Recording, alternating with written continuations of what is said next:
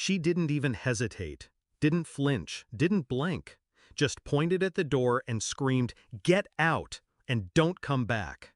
So I did. I didn't cry, didn't beg.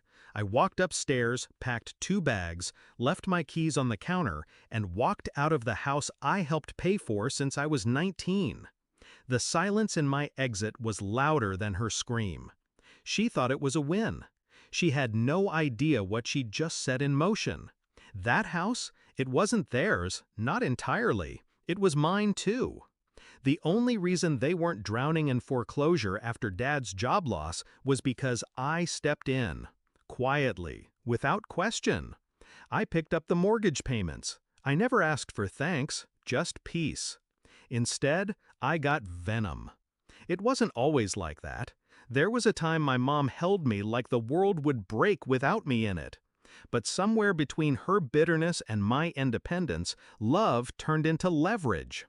Everything I did became a threat. If I got promoted, she felt small. If I bought new clothes, I was showing off. If I came home late, I was selfish.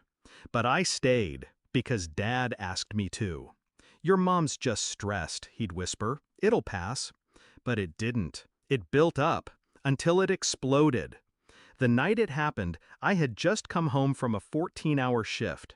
Mom was waiting in the kitchen, arms crossed, eyes sharp. "You think you can treat this house like a hotel?" I blinked. "I'm working, Mom. I pay the—" "Don't talk back to me in my house." That's what she said. My house.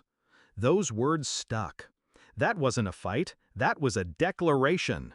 And when I didn't bow, she screamed those final words. "Get out and don't come back." So I did. For weeks, I lived out of a friend's guest room. Didn't call, didn't text, didn't send so much as a sigh in their direction. They didn't notice at first. They were too busy basking in their peace. Until the second mortgage payment missed. Then the third. Then Dad called. He didn't yell, didn't ask how I was. Just this. "Why did you stop paying the mortgage?" My lips curled. "You really want to know?" I asked. "Yeah, because the woman who lives there screamed that it was her house. So I figured she could finally start paying for it." Silence. Then the line went dead. He tried again the next day, and the next. I didn't answer, but I watched. Saw the house pop up in pre-foreclosure listings. Watched the late fees pile on. I knew the accounts inside out. I'd been managing them for years. They didn't have the savings to cover 3 months, let alone 6. They didn't know that I was listed as a co-owner on the title.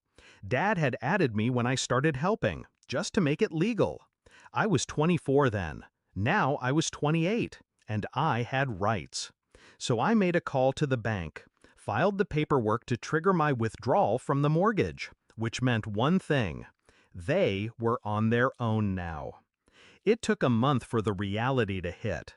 Then the messages changed, from "we're worried about you" to "you're being immature." Then "we'll lose the house." Then "please." Dad came to my office one afternoon, stood in the lobby like a man who'd aged 20 years. "Can we talk?" I motioned to the bench outside. He sat. I didn't. He sighed. "Your mom didn't mean it." "She meant it," I said, and I listened. He looked up at me red-eyed. "I didn't know you'd stop helping." I tilted my head. "That's the thing, Dad. I wasn't helping.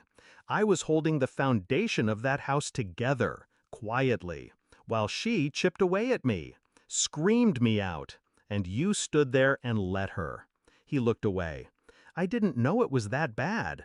That's the problem. You never did." I left him sitting there, same way I left the house, without drama, without apology. Just truth. They sold the house 4 weeks later, barely broke even. Had to move into a rental 2 towns over. Mom's pride couldn't save her. Dad's silence couldn't shelter her. And me? I got an apartment downtown. My name on the lease, my food in the fridge, my rules on the door. No yelling, no guilt, no debt tied to love. Sometimes silence is louder than revenge. But mine, It was both. It wasn't about money, it was about worth.